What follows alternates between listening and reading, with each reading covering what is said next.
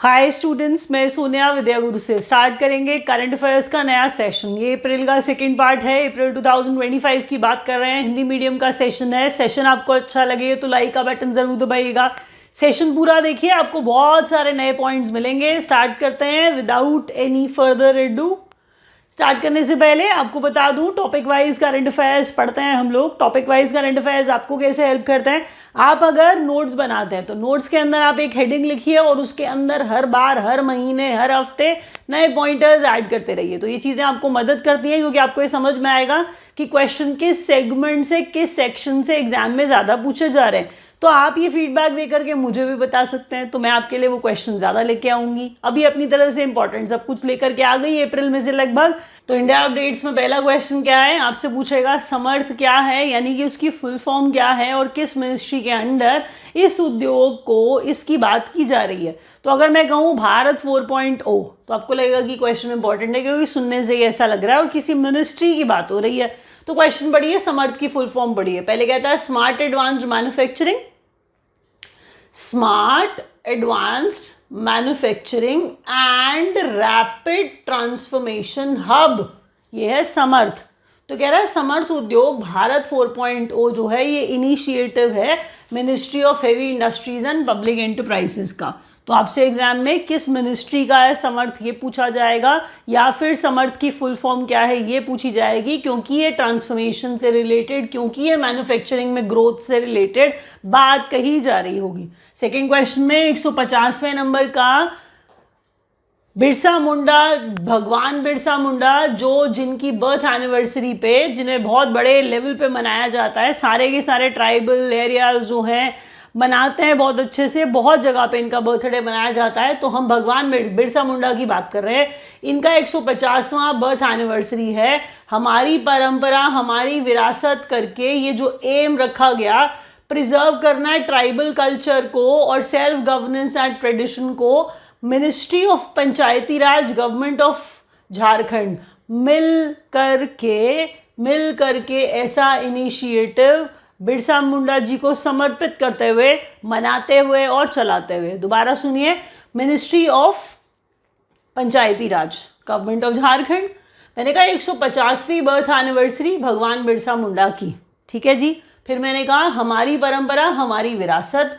फिर कह रहा है aims to preserve tribal culture heritage. ये एम करता है प्रिजर्व करने के लिए क्या, कि ट्राइबल कल्चर हेरिटेज जो है, मैंने फिर कहा बिरसा मुंडा जी की बात हो रही है तो हम ट्राइबल कल्चर की बात कर रहे हैं, इसलिए मैंने कहा था कि ट्राइबल एरियाज बहुत ज़्यादा सेलिब्रेट करते नजर आते हैं आपको, तो इसीलिए मिनिस्ट्री ऑफ पंचायती राज के साथ गवर्नमेंट ऑफ झारखंड है। समझ रहे हैं। नेक्स्ट क्वेश्चन में हाईएस्ट सिविलियन अवार्ड है मित्र विभूषण फॉर पीएम।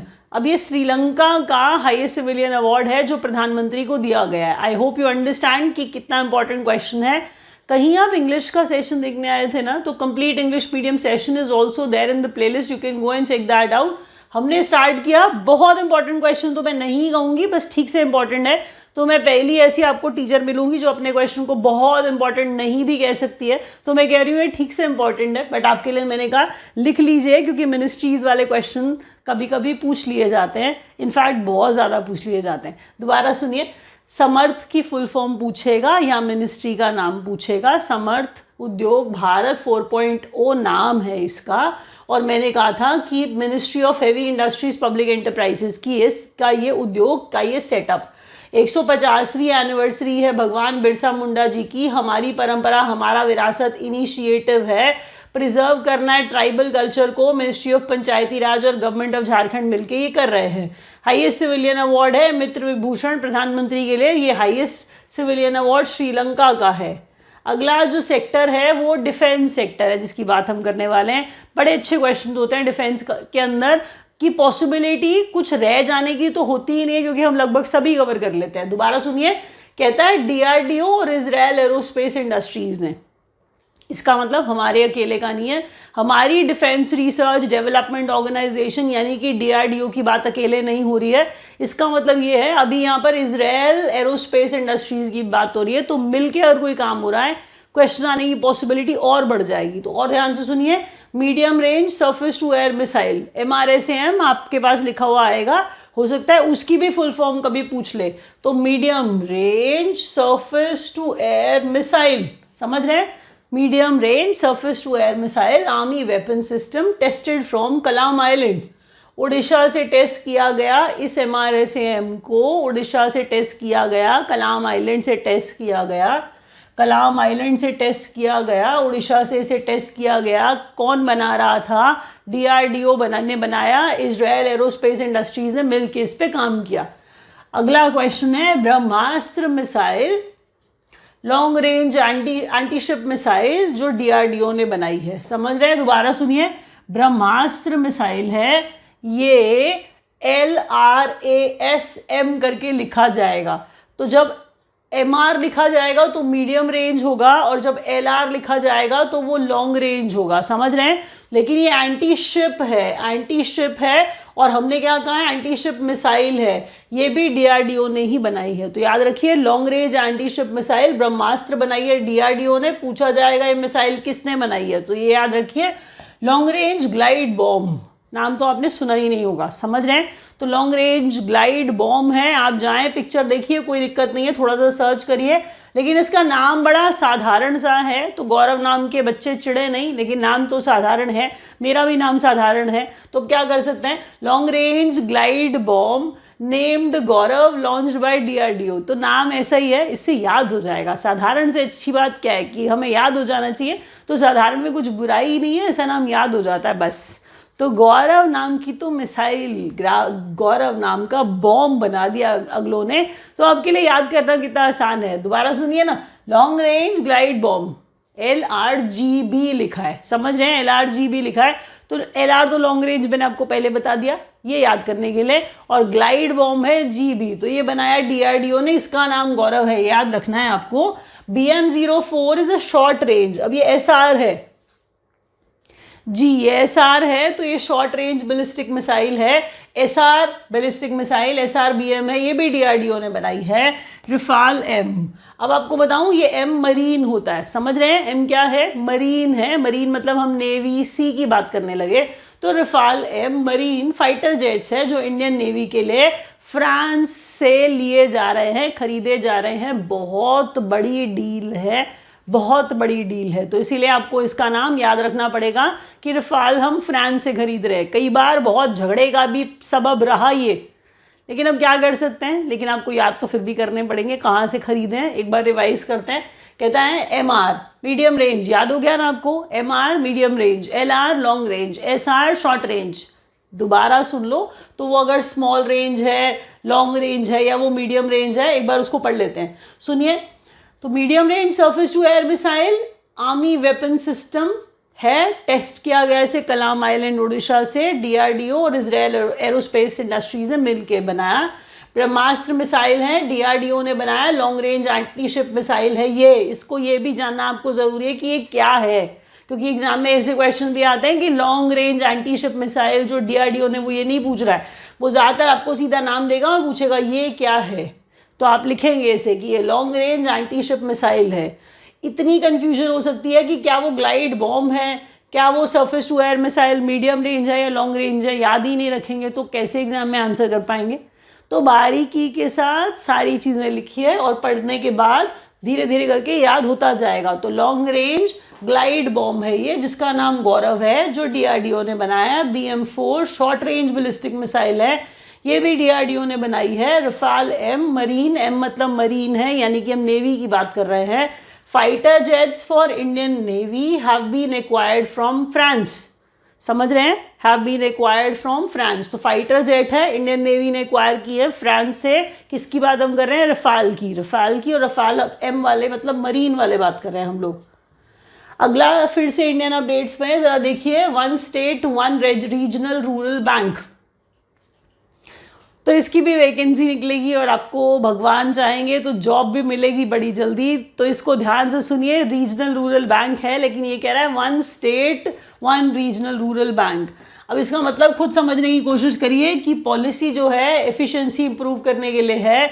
अगर आप RRBs पे बड़ा खर्चा करते हैं और उतना कलेक्शन वहाँ से हो नहीं पाता है तो डिसअपॉइंटमेंट होती है। इसलिए अगर एक बैंक बनाएंगे तो खर्चा कम हो पाएगा, और कह रहा है कि इससे एफिशिएंसी इंप्रूव हो पाएगी, खर्चा कम होगा, कॉस्ट कम कर पाएंगे और एफिशिएंसी इंप्रूव कर पाएंगे। तो मिनिस्ट्री ऑफ फाइनेंस चाह रही है one nation one rural bank, समझ रहे हैं? तो बहुत सारे रूरल बैंक्स की जगह पे एक रूरल बैंक कर दिया जाए, और उससे क्या होगा, आप एफिशिएंसी बढ़ा पाएंगे, कॉस्ट कम कर पाएंगे।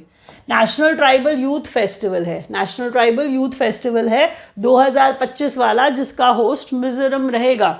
एक बार और बोलती हूँ, ध्यान से सुनिए, मैं कह रही हूँ नेशनल ट्राइबल यूथ फेस्टिवल है 2025 वाला, जो नेशनल ट्राइबल यूथ फेस्टिवल 2025 वाला, जिसका होस्ट क्या है, जिसका होस्ट मिजोरम है। Asian women's kabaddi championship 2025, Asian women's kabaddi championship 2025 held in Iran and winner India. दोबारा सुनिए, एशियन विमेंस कबड्डी चैंपियनशिप 2025 वाली कहाँ पर हुई? हम कह रहे हैं ईरान में हुई, और इंडिया ने इसे जीत लिया। समझ रहे हैं, बात समझ रहे हैं, बड़ी बात है ना।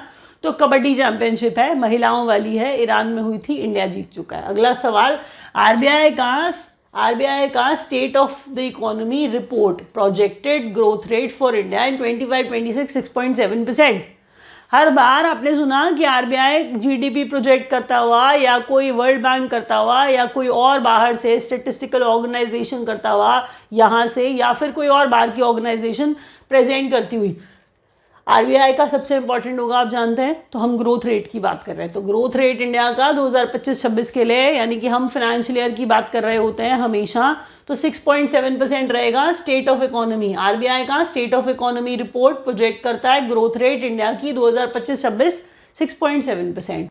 तो नेक्स्ट पॉइंट है DX edge, empowering excellence and growth through digital transformation. तो डिजिटल ट्रांसफॉर्मेशन की बात यहाँ पर हो रही है, एमएसएमईज को सपोर्ट करना है। एक्चुअल में सच बताऊं आपको, तो नीति आयोग ने कहा, नीति आयोग ने डीएक्स एज की बात की है, तो डीएक्स एज चलाता हुआ डीएक्स डिजिटल ट्रांसफॉर्मेशन की बात की जा रही है।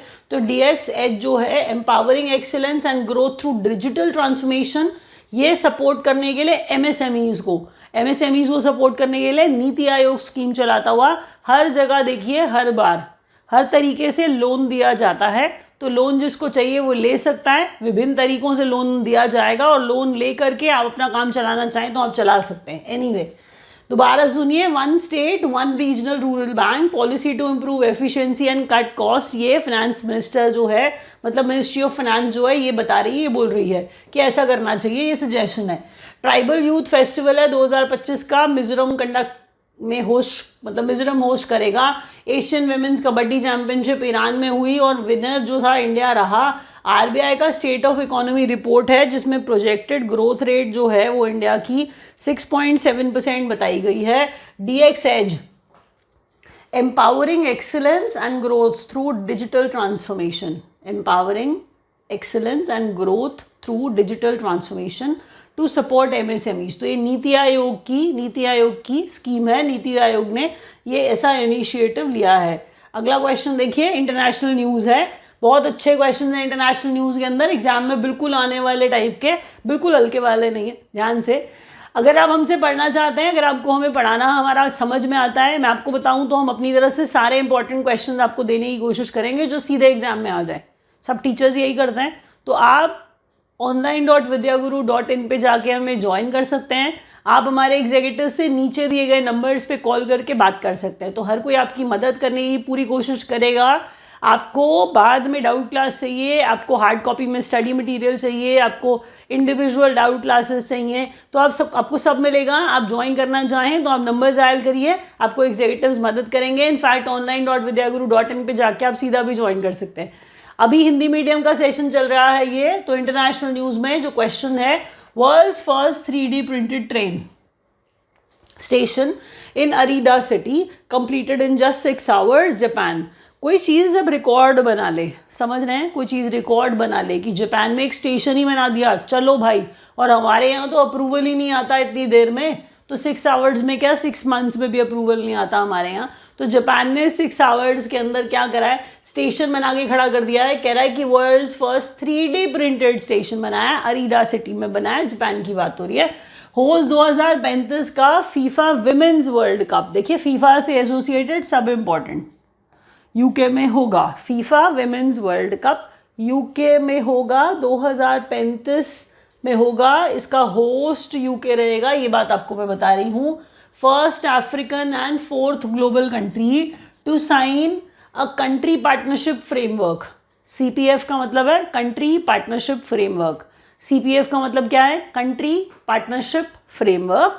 मैंने कहा फर्स्ट अफ्रीकन और फोर्थ ग्लोबल कंट्री, सुन लीजिएगा ध्यान से, फर्स्ट अफ्रीकन और फोर्थ ग्लोबल कंट्री मॉरिशस बन गई है, जो CPF with international solar alliance को साइन करके बैठी है।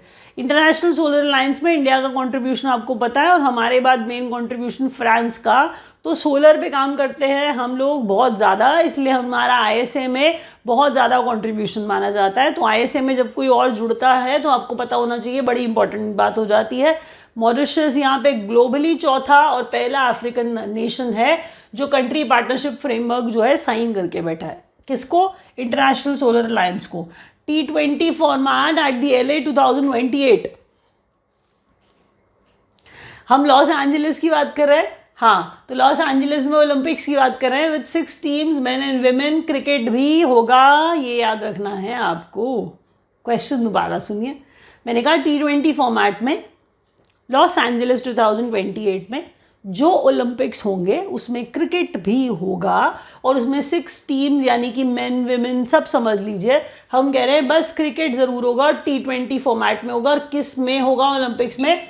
ये LA 2028 वाले ओलंपिक्स में होगा। नेक्स्ट में देखिए, key to the city of Lisbon, key to the city of Lisbon honour and made an honorary citizen of Lisbon, ये प्रेसिडेंट द्रौपदी मुर्मू को दिया गया।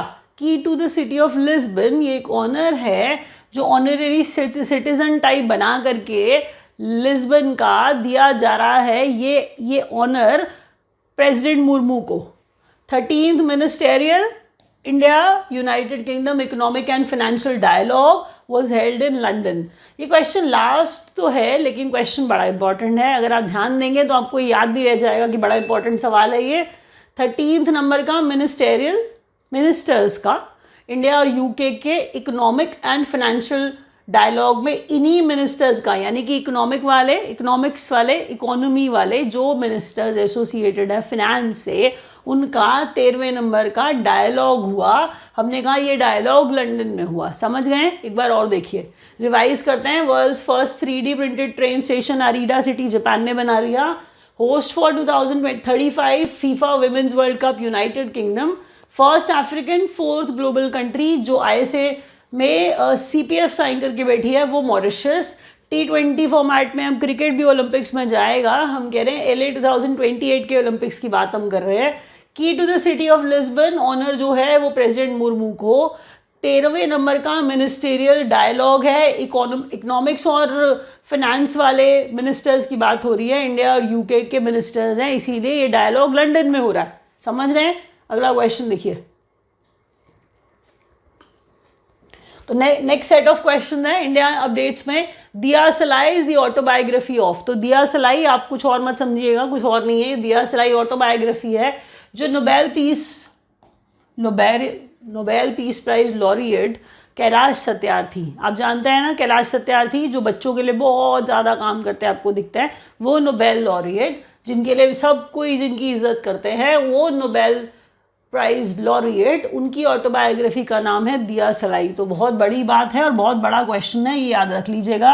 आपने, मुझे नहीं लगता ये क्वेश्चन कहीं देखा होगा। आपको ये क्वेश्चन लिखना है और बहुत ज़्यादा इंपॉर्टेंट करके लिखना है। समझ रहे हैं? तो कैलाश सत्यार्थी की ऑटोबायोग्राफी का नाम है दिया सलाई, ये नोबेल प्राइज लॉरिएट है, याद रखिएगा।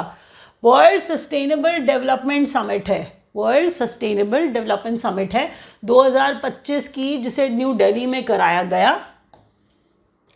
तो चलिए, ये है निवेशक दीदी। तो निवेशक दीदी मतलब इन्वेस्टर दीदी बना दी। तो इन्वेस्टर दीदी for enhancing financial literacy among rural women. अब रूरल वुमेन को बिजनेस करना सिखाएंगे हम।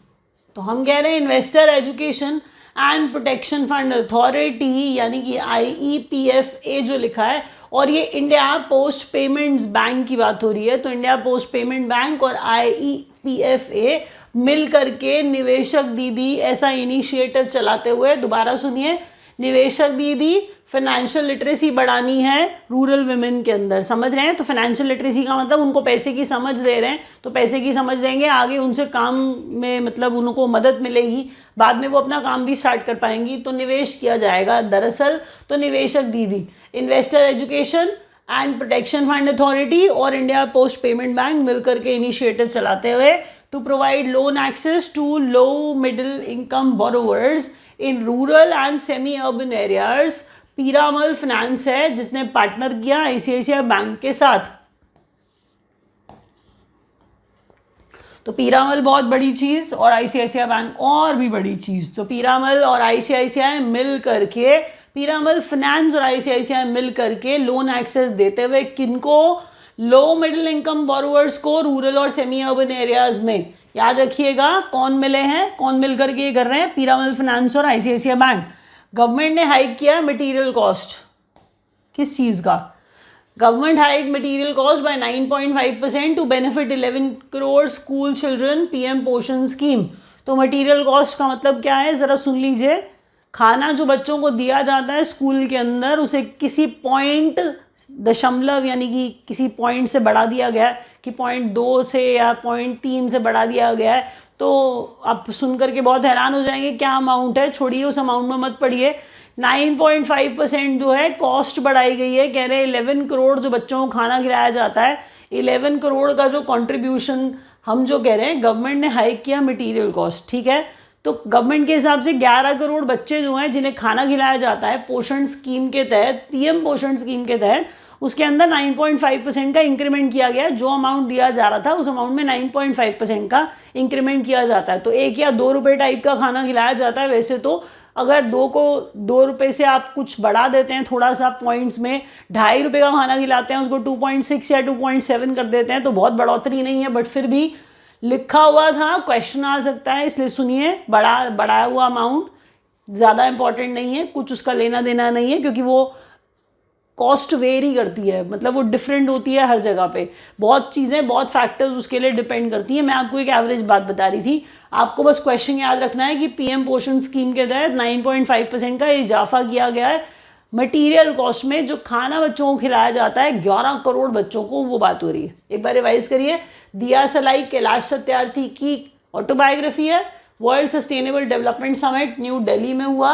निवेशक दीदी रूरल वुमेन के लिए फाइनेंशियल लिटरेसी लाता हुआ, कौन ला रहा है, IEPFA और India post payment bank.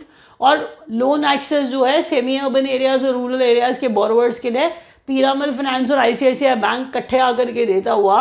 Government ने हाइक किया मटेरियल कॉस्ट 9.5%, 11 करोड़ बच्चों को बेनिफिट मिलेगा स्कूल के PM पोषण स्कीम के तहत। स्टेट न्यूज, युवा उद्यमी विकास अभियान है। थोड़ा सा बड़ा है ये सेशन, लेकिन बहुत सारे क्वेश्चंस हैं, कोई ना कोई क्वेश्चन आपको जरूर दिखेगा एग्जाम में, देख लीजिएगा। कम से कम नहीं तो कम से कम 3 क्वेश्चन आपको इसके अंदर से, या 4 क्वेश्चन एग्जाम में पक्का दिख जाएंगे, इसलिए ध्यान से पढ़िएगा। मुझे पता है सेशन बड़ा इंटरेस्टिंग नहीं होता है करंट अफेयर्स का, उसको कोई और जगमग नहीं की जा सकती, उसमें कुछ और तरीके से चमकाया नहीं जा सकता है। आपको खुद समझना पड़ेगा कि एग्जाम में अगर सीधा क्वेश्चन आ जाए तो उसको पढ़ के याद करके एग्जाम पास करने पे ध्यान लगाया जाए, वो ज़्यादा अच्छा है। केंद्रीय विद्यालय की जॉब्स निकली हुई हैं, तो केंद्रीय विद्यालय की जॉब्स मैं उम्मीद कर रही हूँ आप भर चुके होंगे। तो उसमें सिर्फ टीचिंग स्टाफ नहीं होता, नॉन टीचिंग स्टाफ भी होता है। 50,000 से ज़्यादा वैकेंसीज हैं। प्लीज़ रिक्वेस्ट है, ज़रूर भरिएगा, चाहे एम ना हो फिर भी प्रैक्टिस के लिए भरिएगा ज़रूर। तो केंद्रीय विद्यालय की वैकेंसी, अगर आपको लिंक चाहिए कमेंट सेक्शन में करिए, कमेंट सेक्शन में कमेंट डालिए, मैं आपको लिंक भिजवाऊंगी पक्का से। और अगर आपको सेशन अच्छा लगेगा तो लाइक का बटन ज़रूर दबाइएगा। अगर आप ये करंट अफेयर्स चाहते हैं तो ये सारे के सारे हमारे टेलीग्राम चैनल पे, नया सा चैनल है हमारा, मिल जाएंगे आपको, आप ज्वाइन कर सकते हैं, उसका लिंक हम डिस्क्रिप्शन में देते हैं। सुनिए ज़रा, युवा उद्यमी विकास अभियान है जिसे हम युवा बोल रहे हैं, ठीक है जी। तो स्कीम है जिसे लॉन्च किया गया यूपी ने, दोबारा क्योंकि स्टेट न्यूज़ है तो अब हम यूपी MP करते नजर आएंगे। तो हम कह रहे हैं युवा उद्यमी विकास अभियान है जो स्कीम है, लॉन्च किया यूपी ने। अमृत बायोडाइवर्सिटी पार्क है जो दिल्ली में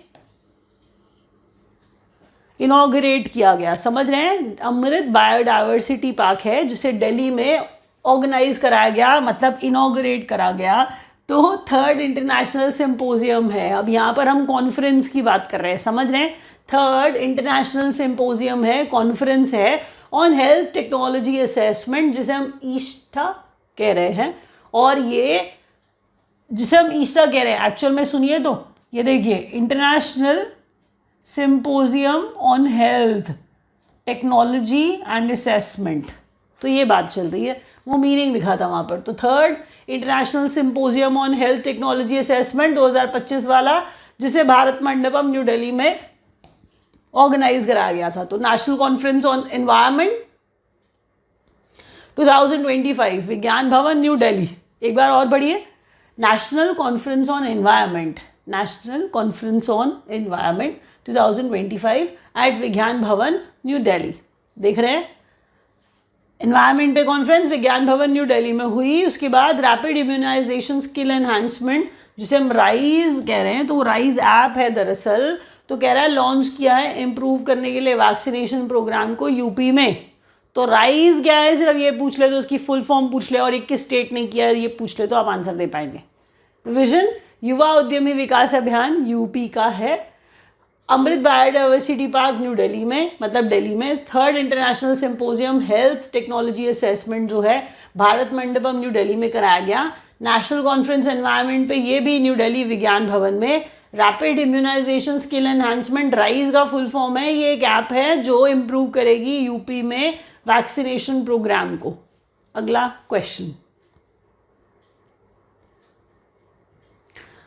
तो यहाँ पर सेशन ख़त्म होता है और मैं समझ पा रही हूँ कि शायद आप लोगों को थोड़ा सा हो सकता है लिखने में, रिवीजन में कोई कंसर्न आया, क्योंकि पॉइंटर्स बहुत सारे थे। आप इसीलिए पक्का से टेलीग्राम चैनल ज्वाइन कर लेना, आपको ये सारे क्वेश्चन डेली के डेली इतने ढेर सारे मिलते रहेंगे, आपका करंट अफेयर्स कहीं जाएगा ही नहीं। तो आपको सारे करंट अफेयर्स वहीं मिल जाएंगे, ज्वाइन कर लीजिए।